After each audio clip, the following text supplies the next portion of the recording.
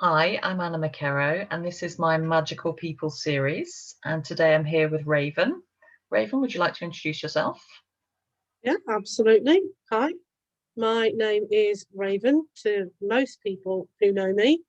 I'm Rachel to the vaguely normal, everyday people that I work with. And I have one other name that is known only to me and any guides that I work with on any particular occasion and in whatever form they may take. In my everyday life, I work as an essential key worker in food retail and have worked as normal all through this crazy year that we've just had. In my spiritual practice, I choose to follow a pagan path alongside witchcraft, but I have a ever increasing side interest in Luciferianism and John Dee, particularly. I'm kind of looking into. I've been an official out of the broom closet pagan witch since my divorce in 2005. Um, but it was there in the background for many years before that. But I didn't really feel comfortable until that kind of point in my life to be open and honest with my practice. Yeah, Yeah, I have a daughter who's just coming up for 22 years old. Um, she's she's been fortunate enough to be exposed to an awful lot of different faiths and paths in our family. Um, and yeah, that's about my life, really. Yeah, she's just finished university, and we're kind of just that's working our way through this pandemic the same as everyone oh else. my Lord. Yeah, it's a difficult one, isn't it? That's an excellent introduction. Thank you. For those who aren't perhaps aware, like in a nutshell, how would you describe Luciferianism? It's something I've kind of been interested in for probably about a year or so ago. I met some people. We have a couple of kind of groups in the local area who would do different kind of spiritual get-togethers. One was very much um, kind of gearing towards spiritual healing, but the other one was more towards education. And we're setting up a library for people to borrow books. And I went to a talk one night with a guy called Jake Stratton Kent and also Dave Lee, who are both interested in chaos magic and grimoires and that kind of stuff, and kind of made me start to think that there was more to it than just paganism. I'm kind of always been a bit kind of interested in more occult stuff ever since I was younger, um, and just finding out the difference between Luciferianism and obviously Satanism, which are two very, very different things. And just kind of working my way through things, really. Joined a Mhm. few groups on Facebook to try and get a feeling for how other people feel about it and how other people see, Lucifer as an entity. Um, and I just learn something new every day. It's not something I'm kind of incorporating into practice because I don't know enough just yet Uh-huh, to uh-huh. be comfortable. Although I have got a book that I will show you later on. Obviously, with you asked for kind of recommendations and sources, and I do have a book that I recently was bought. I think I was bought for my birthday last year, which is enlightening to Yeah. say the truth, to say the These things are least. So always very enlightening, definitely, yes, for sure. Um, okay, well, so we'll maybe come along back to that in a minute. I mean, you've mentioned a lot of different areas under a very broad pagan umbrella there. yeah. So, um, what does like on a daily level, or maybe, or day to day, what does sort of your practice look like for you? Well, I think probably for myself and for a lot of other spiritual people, we're all very well. I'd like to think we're all kind of very, very tuned in to not just ourselves, but what's going on around us. So I think probably for me, especially over the last year or so, daily kind of practice for me is about self-care and about self-protection. Mm, You know, we kind of we live in a world at the minute which is full of very, very scared, very stressed, sometimes very angry people. So my kind of priority on a daily basis to make sure that my personal protection is steadfast and it's renewed. You know, usually I do that on the walk to work in the morning. I start work very, very early in the morning, most mornings kind of 5 a.m.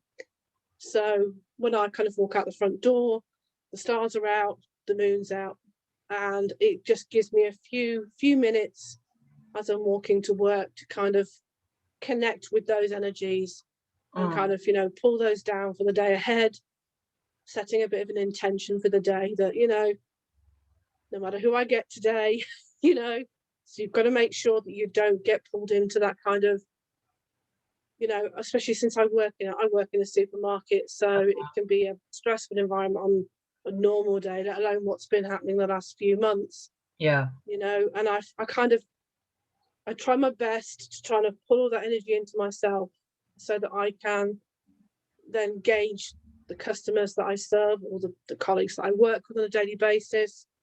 And not only can I kind of tune into maybe what they need, but I can also effectively protect myself from that and Mm, not get pulled into, negative emotions or anger or any of that stuff.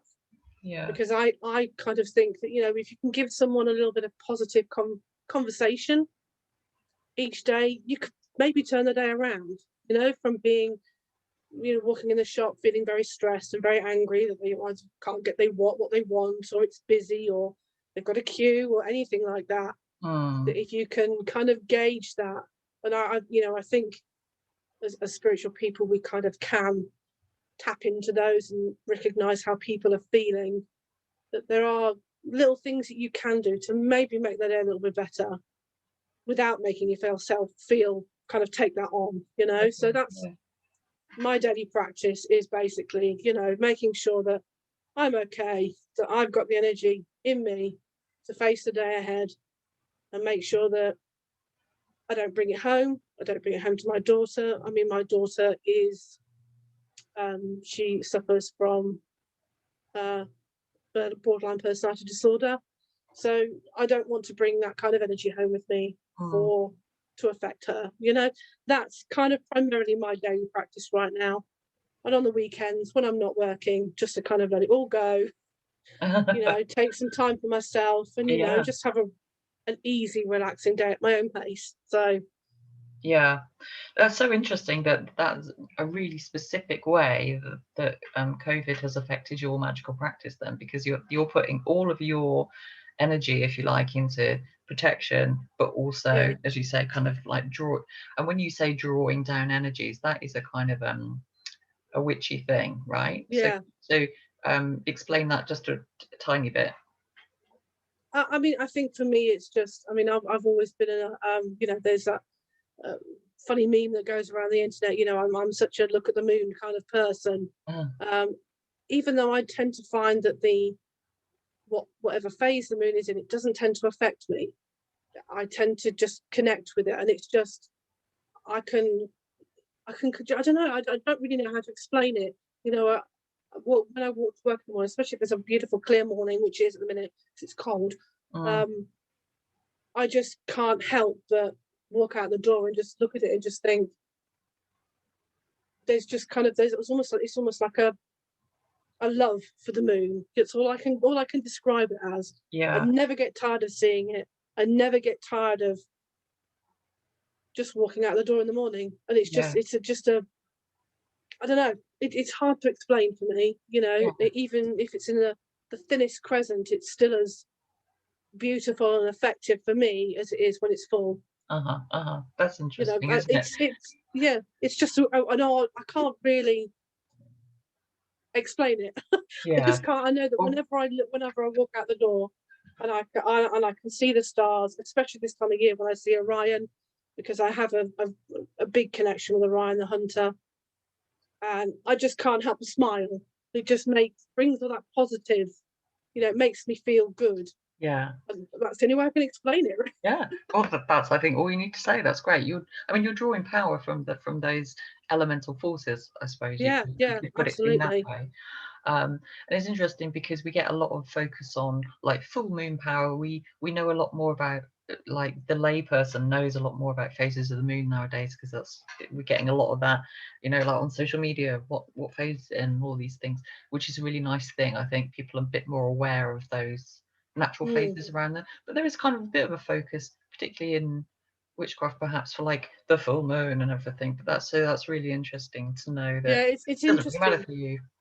Yeah, it's interesting because I've kind of the last few months um I've been taking more of an interest in doing my best to try and mark the dark moons rather than the full moons for healing work. Really, it's for for shadow work, for that kind of deeper healing that you need. That it's rather than kind of following the what other people follow is the full moon is for your manifestation and your dark moon is for banishing. I'm not trying to do that. I'm trying to use those few days each few weeks to just kind of be quiet and be a bit deeper, Mm, and yeah. work on the not the dark parts, but the dark parts of ourselves are a bad thing, but sometimes you need to sit with them. Mm, Sometimes you just need to sit in those dark places and recognize what you need from them and what you don't need from them. mhm. That is something I've been trying to do is more work more with the dark moon than a full moon. And is that linked to your sort of work with Lucifer and that sort of thing, or is that something you would have done anyway? I think I think for me it's been a kind of a bit of a journey, really. I've been a member of various kind of spiritual groups in the area. I mean, I live out in the sticks here. There's not an awful lot for spiritual people Uh, anyway. And I've kind of been in those groups where I've realized what I don't want from it rather than yeah. what I did want from it. Mm, And there's an awful lot of focus on, yeah, using the full moons and what have you for personal gain reasons. You're people who like to do their cosmic ordering and all of that kind of stuff. But I don't see my spirituality that way. I don't see that it's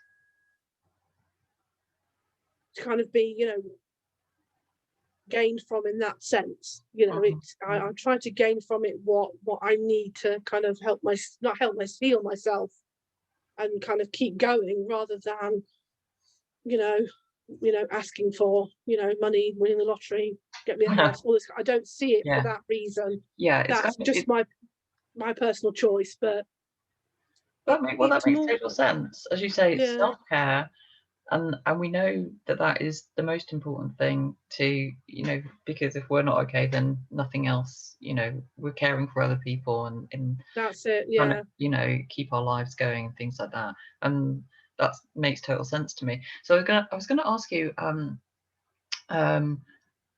slightly taking a step back, it's really interesting to hear about your kind of daily day or week by week approach. Um, what are some of the like your overall beliefs that you would say that you're always working to within what you're doing? Okay, well, as I say, I follow a generally pagan path, although I don't follow any specific area of paganism. Hmm. I certainly don't follow the more organized side of things. I kind of tend towards more kind of the cunning ways, the traditional witchcraft, Okay. without the capital letters, because I know that's a different thing. Um, So what? I Sorry, I mean, like, because I'm thinking of people watching this who'd be like, "Well, what's that?" How well, there, in a nutshell, how is say traditional witchcraft, which is like the old stuff from ye olde England in this country, yeah. how is that different to modern like Wicca witchcraft?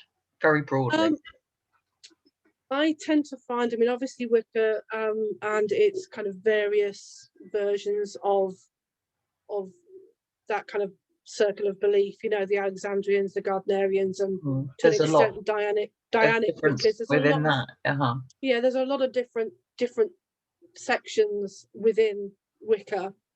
Obviously, we know it's a much more modern, dogmatic approach, rather than intuitive, if that Mhm. makes sense for me. Mhm. Um, I tend to find, I've when I kind of first started doing this stuff, I thought that Wicca was it. Mhm. That's all you generally tend to see, Mhm. out in media, in films or whatever. And that's how what I thought was the way.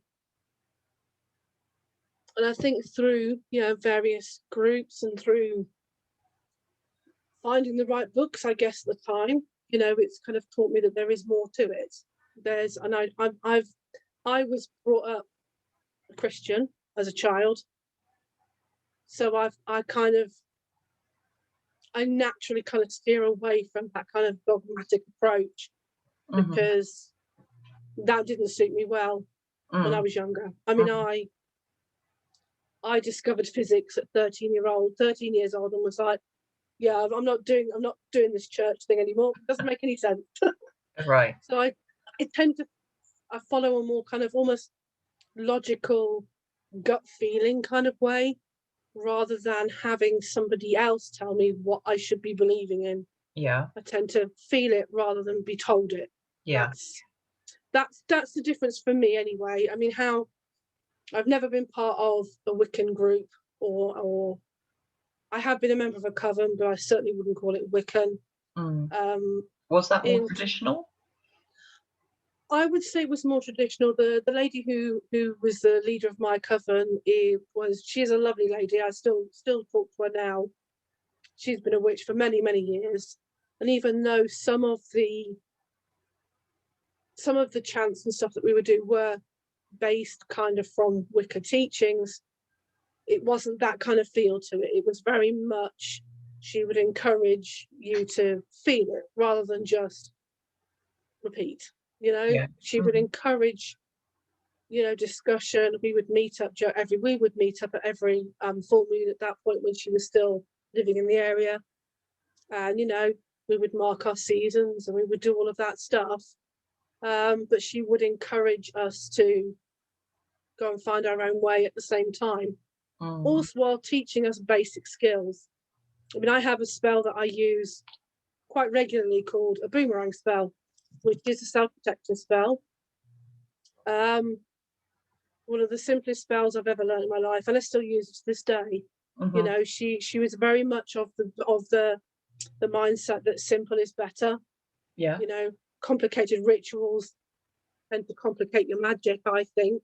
Mhm. Um, but I tend to kind of go, I kind of go more towards intuitive than dogmatic. Yeah. And that's Okay. the difference for me, is between, witchcraft isn't a religion anyway, so that's why I choose to follow paganism with it, because I fully believe that nature is a driving force, and I absolutely, with my experiences with other faiths and spiritual groups I've been in, I fully believe in balance, because that's what nature is. She's Mhm. kind and she's cruel. She's creative. She's destructive. That's how we should be. There's that old adage, if you can't X, you can't heal. Yeah. And I fully believe in that. Fully Mhm. believe in that, because if you are afraid to deal with darkness, how can you then deal in light? You can't. For me, doesn't make sense. Yeah. Things have to be balanced, or the magic you're going to perform won't be balanced. It's I don't believe that that magic is black or white. It's what comes from you whilst you're performing that magic that dictates its purpose. Mhm. um and I'm not, I mean, we've known each other for a few years. I'm not a love and light person. Yeah. I think that's a very toxic place to be, especially in modern spirituality, and it's not something I subscribe to at all. No. It's it And can be it's quite impressionable, especially on new witches. You know, Mhm, the new witches, and we spoke about this the other day, that they think that there's, you know, something like a love and light, and, you know, coming into a group and saying, you know, bright blessing, blessed be, and all of that stuff, that's the way to be. And they, you know, they do need to be guided, because if you are unwilling to look into the darkness to see what you need to take from it, or if you need to work in it for a particular period of time, then I don't think you are fully in control of what you're putting out there. mhm. That's how I feel about it, you know. Yeah, and it's I So think that it's quite, well, I was gonna say mature, but I think it's just what you realise about life, isn't it? You know, that, you know, life is not all rainbows all the time, and, no, crappy things happen to us all the time, and as you say, we have to get through those things, we have to process them, we have to think about what our role in those things might have been, you know, that we are not perfect beings, we do crappy things sometimes to other people. And when I'm assuming when you're talking about, you know, working within darkness and the shadow, these are the sort of yeah, things we're talking yeah, about. Yeah. yeah. Sometimes it's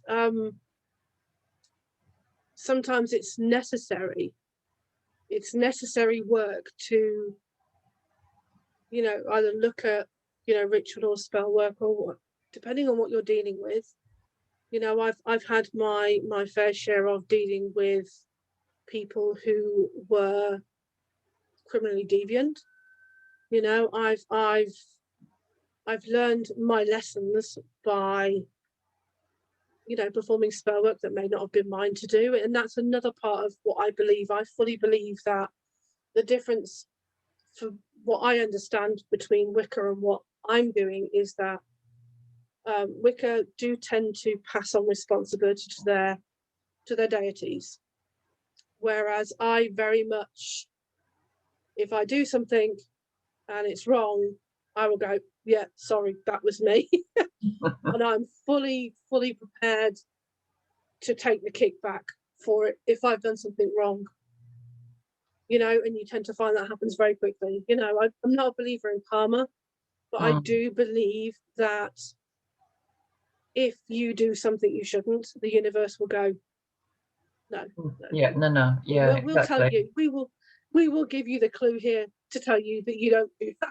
You Yeah. know, even in my everyday job, you know, working at Tesco, I've always said the quickest way to learn is to make a mistake, Hmm. because then you remember that next time. You Yeah, no, remember how it made, absolutely. yeah, And you remember how it made you feel. You remember all the stuff that happened from that situation. If it goes wrong, you know, it's that's just the way of life. That's kind of the balance of the universe too. Is that mm, if you are going to play with magics and powers that you may not fully understand, you have to take responsibility for that. You can't just pass the buck. no. Well, oh, I suppose ultimately you will, you know, it will happen regardless of whether you want it to or not, and then it's a question of being a grown up, as you Yeah, that say. is part of it. Yeah. Yeah, absolutely. I mean, I do work with deities. Um, I don't worship them. I do walk with them. That's my term for it. Um, I don't I don't feel it necessary to worship gods. I feel it necessary to pay them respect, and Mhm. I feel it necessary to thank them for their part in any work that I may do. Um, but I see them more as almost like facets within myself that I can only access when I'm working with them, Mm, almost like subconscious parts of my spiritual self, that if I need to do something, then I can, you know, through meditation or through ritual or through whatever else, that I can kind of open those doors and I can communicate with that mm, part of myself. That same goes for spiritual guides, because there are certain words I don't use anymore. In modern society, we have to be respectful of other cultures too. There are certain practices that I've stopped in the last kind of 2 to 3 years. You know, I don't use white sage anymore. I don't call my guides spirit guides anymore, spirit animals. I don't use those words anymore. Mm. Um, Because, to sort of clarify, because that would be a kind of cultural appropriation yeah, from, I'm say, very, South very, American traditions. yeah, I'm fully aware of what's happening with, you know, white sage is becoming endangered because of the kind of modern spirituality is, you know, even people who aren't spiritual in a way, you know, you see it all over, you know, Instagram or places like that, you know, that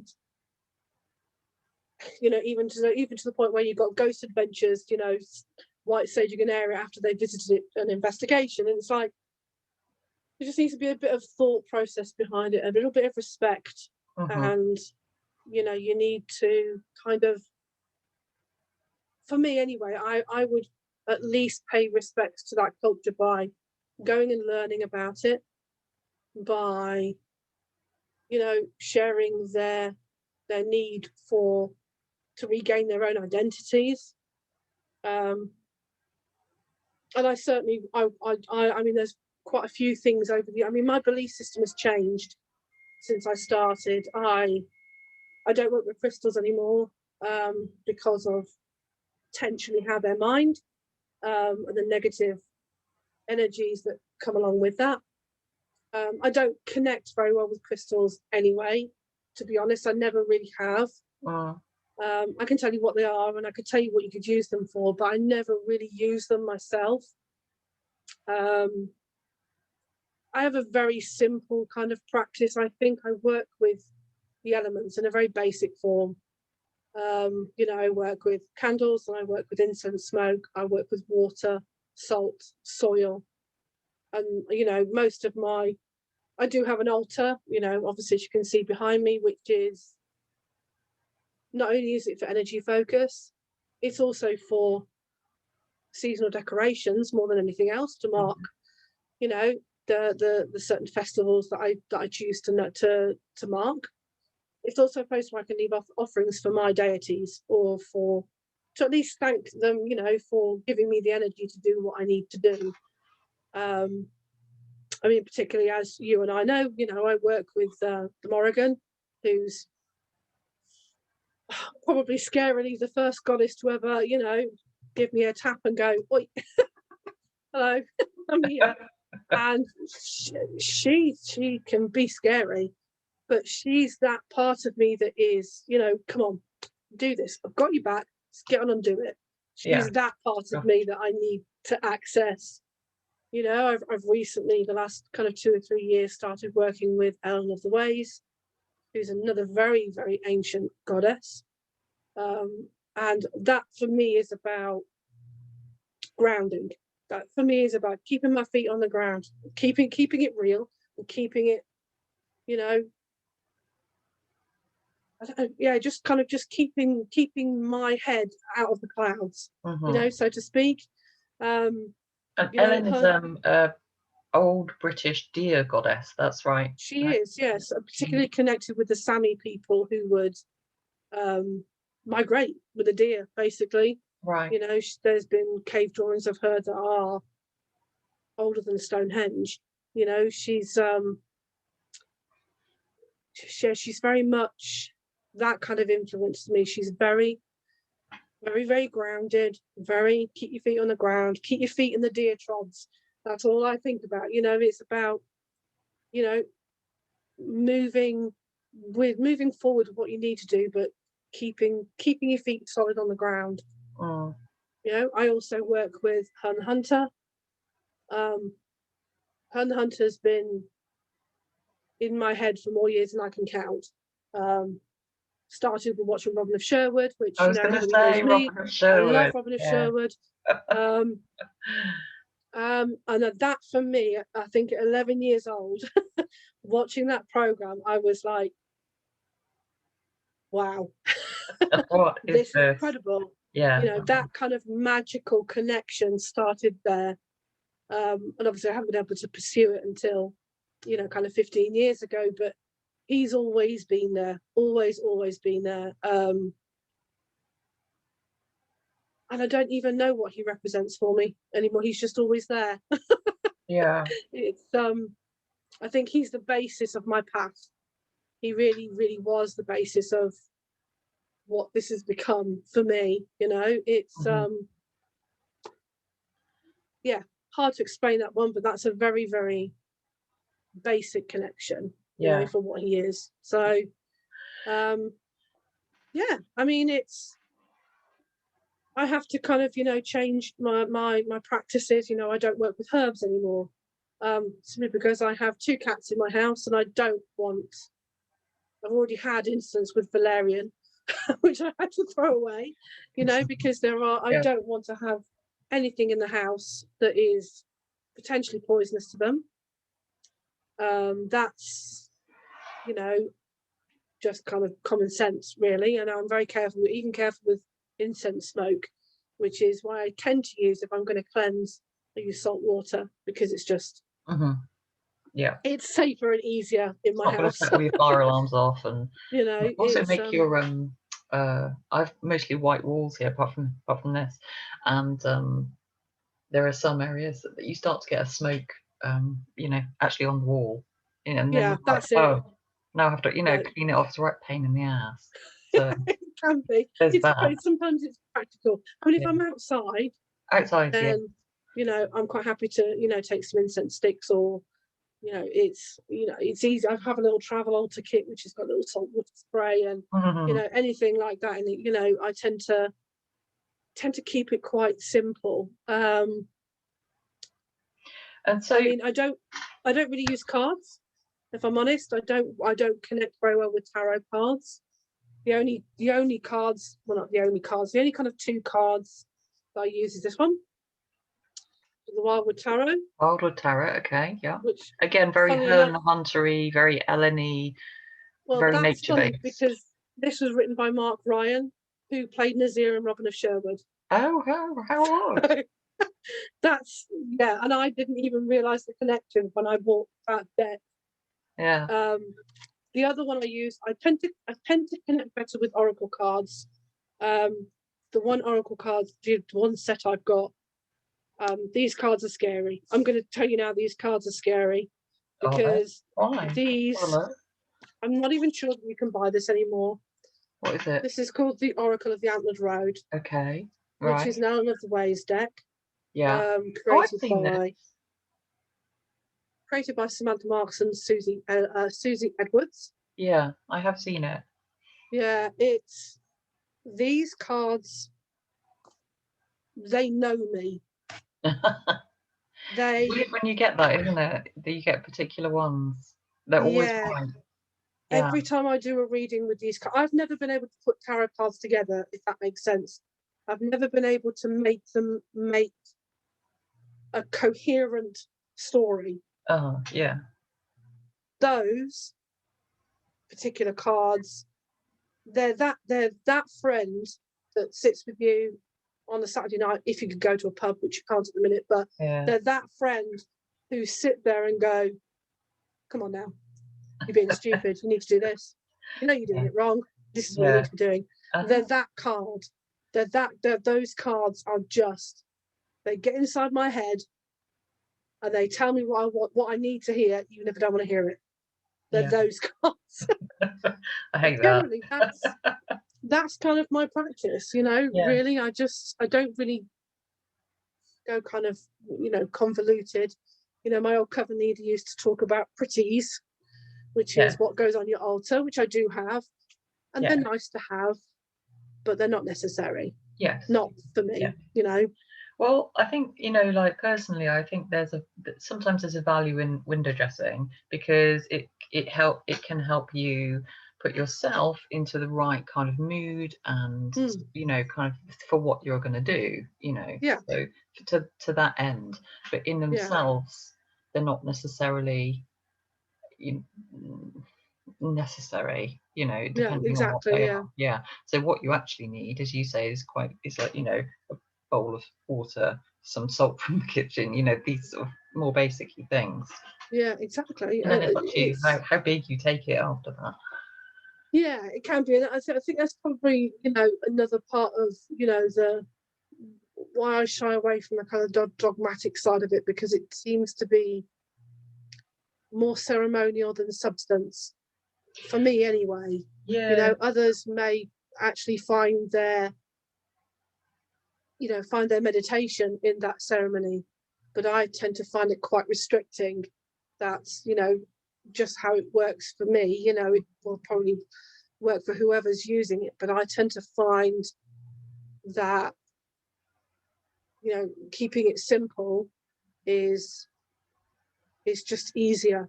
It yeah, just makes life easier for me, and it makes more sense than yeah, trying to, you know, read 7 sheets of a ritual. I don't need that. You know, I can kind of, it's just there when I need it. It's there. So, mm-hmm. you know, that's kind of where I am. I'm quite a simple practitioner.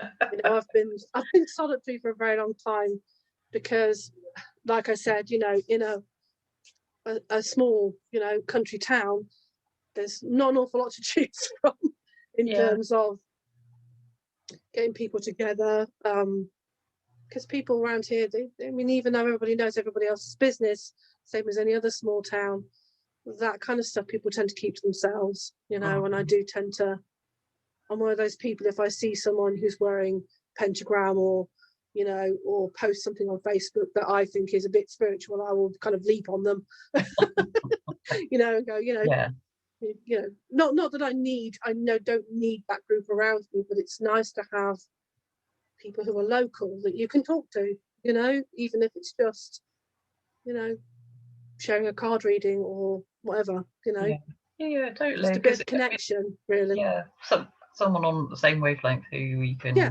you know, kind of absolutely, have yeah, a shared, a yeah, little bit of shared knowledge with or something. I was going that's to it, ask yeah. you, Raven, what is your maxim for living life and whether you had one, but I feel like you said it, which is keep things simple. Well, yeah, I mean, I've kind of written quite a few down that have kind of just occurred to me as I've written them. You know, some of them are quite, I guess, involved in a, you know, but I mean, I have said quite a lot of it. You know, the fact that you never stop learning. Don't ever think that you can stop learning. You know, with the new witches out there, they need someone who's not going to jump down their throats to guide them a little bit in the right direction. You know, things that I've learned kind of over the last few years. I've One of my old friends, Jay, who I knew years ago, he he bought for me a copy of a book by Eckhart Tolle, The Power of Now. And he always said to me, something that's always stuck in my head, is that, you know, even if you're having a really difficult day, don't forget to celebrate the tiny things that you will ignore. You know, take notice of the clouds, feel the breeze, and just live in that moment. And that's something it's always stuck in my head. Hmm. You know, never try to get tangled up in what's happened in the past, because that just brings depression. There's no point worrying about what's going to happen in the future because you're not there yet. Hmm. You know, that kind of stuff for me has been important. I've learned the value of meditation and the fact that anything can be a meditation, even if it's sitting listening to heavy metal screamo band for an hour, whether it's crocheting, whether it's reading, whether it's, no matter what it is, if it's something that helps you relax and something you take joy from, it's a meditation and can be used for that purpose. Also, that's been important to me the last few years. Never be afraid to walk away from something that makes you feel like crap, ever. Nobody deserves it. And if it's manipulative, if it's drawing energy from that you need, solitary doesn't always have to mean lonely. Hmm. Not always. So never be afraid to free yourself from something, because you'll never know what it was until you can see it afterwards. Gosh, You that's know, good advice. That is very good and advice. one thing, I love my, my fiction references. I used to watch a program called Once Upon a Time, and there's a character there called Rumpelstiltskin, and his catchphrase is "Magic always comes with a price, dearie. Remember that always. It doesn't matter what it is. It could be, a reward, but it always comes with a price. Yes. Sometimes you're happy to pay that price, perhaps, and Sometimes, yeah, sometimes you you're are. not. Yeah. Yeah. Mhm. And a most important one, especially right now, the last few months have been hard. Just give yourself a break. Don't be hard on yourself. We all screw up. Just take what you need from the lesson and keep moving forward. There's absolutely no shame in sitting crying your eyes out for an afternoon if you need to. There's no shame in asking for forgiveness if you need to. Just give yourself a break. Because you're the only one who's going to do it. So, So yeah. true. And it's like it's such a difficult thing to actually do, because I'm sitting here going, "Well, yes, that's very good advice," but I we never all give we all myself a break. we all give advice very well. I Yeah. think it No, when it but comes to taking it, it's a very different taking matter. it is a different story. Those are Mm. some very, very good rules to live your life by, though. Excellent. So my last thing to ask you, Raven, is you showed us a couple of sets of brilliant cards there, which is really good. Is there another resource or a book that you'd really recommend to people watching?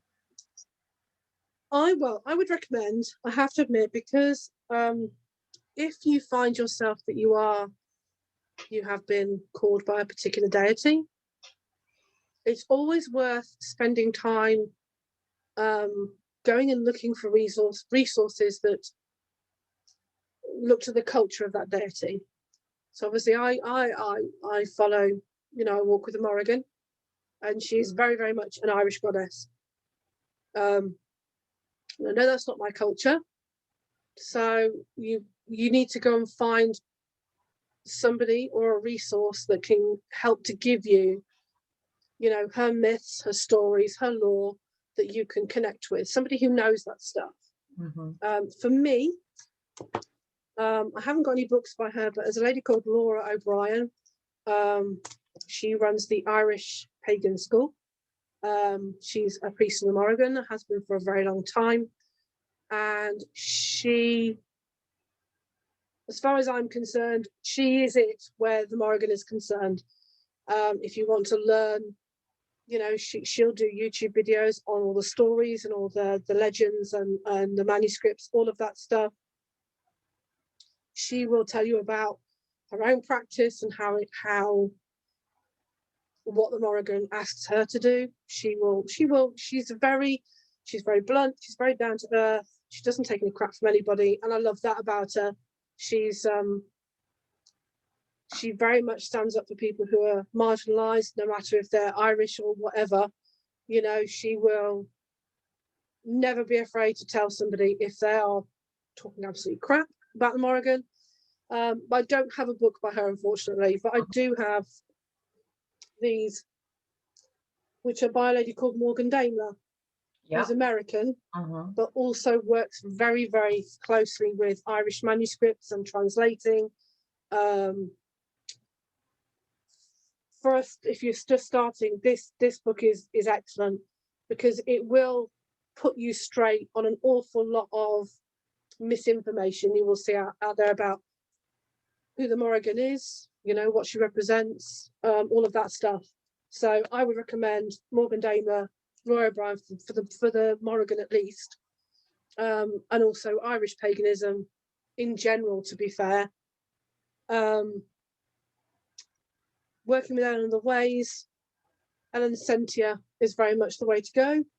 Mm-hmm. She's written 2 books. These are all kind of the pagan portals by Moon Books, Yeah. which I think is a great resource. They have got books by accomplished authors on a subject that they know a lot about. They're a great place to start for quite a lot of books, I would say. And they're nice, aren't they? Because they're quite quite thin books. It's quick Yeah, read. Although they're there's a lot really in easy there. to get into. Yeah, Yeah. they're really easy to get into. They kind of give you the information that you need. They're not padded out with information you don't need. You know, they're a great place to start, I think. From what I said earlier on about the slightly, you know, darker side of it, I was bought this for my birthday last year, which is called The Devil's Dozen And who's that by by? Gemma Gary. Oh, Gemma, she's written some really good books about Cornish witchcraft, hasn't she? That's her Yes, she specialism. has. Yeah. And this is basically 13 craft rights of the old one. This is from Troy Books. They have got quite a lot of really kind of, I would guess, niche occult books. I would not say for the beginner, if I'm honest. But it's a really good book for somebody looking into that area. Yeah. Yeah, I mean, it's a great, you know, it gives you a bit of back information. It actually gives me rituals, which I have to admit, the first time I read this book, I was like, that's a bit weird, but I kind of like it because they're quite involved rituals. I certainly wouldn't recommend them for the beginner. No. But obviously her other stuff, I mean, there's other books on that website which are incredibly niche. Trying to remember some of them now, but I can't remember exactly what they're about. There are a couple more I want to get. Also this one, which is by a lady called Val Thomas. Oh, Val. I did some of, not all of, Val's herbalism course. Really? Yes. Well, this is specifically a book about Norfolk. Oh, wow, yeah. It's called Of Chalk and Flint, A Way of Norfolk. This is my roots. This is where I come from. Yeah. My mum was born in this, which is on the Norfolk-Suffolk border. And I've always felt, whenever we've gone to Norfolk, you know, to visit family and what have you, that Norfolk always felt like going home. It has a sleepy quality to it, the land, almost like falling into bed. That's the only way I can describe it. It's very kind of sleepy and soft and familiar. And I thought, do you know what? I need to learn more about traditional ways over there. And this book is incredible. You know, I'm about a third of the way through it, and I've already got a list of places I need to visit. It's just old traditions and sacred places, and just a great book, absolutely fantastic book. I That's a great recommend. Cannot recommend it more, especially say if you're East Anglia person like me. Yeah. You know, it's just told me all these stories about, you know, the area, which I probably wouldn't get from my mum. My mum has always been heavily religious, heavily Christian, whether it was Methodist when she was younger, she's Baptist now. So she wouldn't be telling me this stuff. No. Even though she would probably have heard them as a child, you know, certain folk stories. But that has been an eye-opener. I absolutely love this book and I love it to bits. Brilliant. And it's just, it's just got me in touch with my roots, which is, I think, another part of what's coming with the Dark Moon work that I'm trying to do, you know, trying to get to those bits of me that need some healing, need a bit of help, and finding those roots, I think, is really helping. Yeah.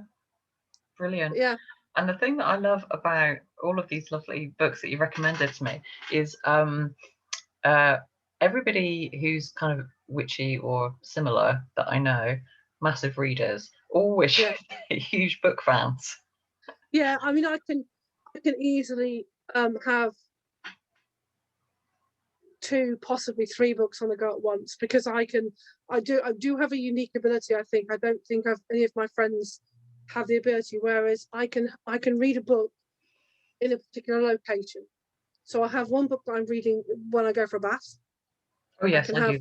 Yeah. Yeah, I can have another book that I can read sat down here if I'm not watching anything, and I can have another book that I would read in bed, and they would all be different books.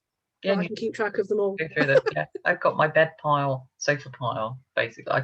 When I was a kid, I used to have bathroom pile as well, and my mum would be like, "I don't mind, but just pile them up neatly because they're everywhere." Yeah, I can definitely identify with that because I'm exactly the same. I mean, we don't watch TV here anymore. I haven't had a TV license for years because it's just a waste of my time. To be fair, I can pick and choose what I want to watch online, and I can spend a bit more time, reading books that I want to read. And I can, spend a bit more time, doing the work that I need to be doing, because, in my everyday life and my job, it's busy. Sometimes you don't, sometimes those protections don't hold, if you're having a particularly hard day. But it's nice to just be able to have that time, getting to, especially, I mean, even in lockdown times, especially the lockdown that we're in now, is that people are a bit more controlled, and it is a bit calmer and a bit easier. Mm. The last over Christmas and New Year's was a nightmare, Oh, emotionally, mentally. I'm so It was sorry a for you. hard time. And, we have such a, I so appreciate you just going to work every day, and it must be really, really hard. I really It feel can for be. you. Yeah. Yeah, it depends when you get the awkward one. The awkward people who don't want to accept what's happening in the world. And as much as I'm not one to, believe everything the media tells me, there is a certain respect that you have to pay to each other, and that's kind of what has been missing, I think. I do. I'm not afraid to stand up for what I believe in. I'm not afraid to say things that are maybe hard for other people to hear. Um, but that doesn't mean I can compromise on, empathy and respect for people. So when they need it, and at this time I think a lot of people do need it. I've got an 85-year-old mother who's absolutely terrified of leaving the house right now, and most of the time, so as encroaching on our time and energy as it can be, sometimes it's worth it, Mm. sometimes it's not. You can, choose those for yourself. So there we go. Yeah. You're doing a great job. Well done. Okay, well, thank you so much for talking to me tonight. It's been Sorry, you're so welcome. fascinating. And I could have just listened to you all night and asked you loads more questions, but we've already, talked for quite a long time. Maybe we'll do Raven the Return another time. Okay. It's been a Absolutely, great I'm day. absolutely happy to. Oh, it was great. Well, thank you. And yes. Thank you for listening to me ramble on. Oh, it was a pleasure. Much love.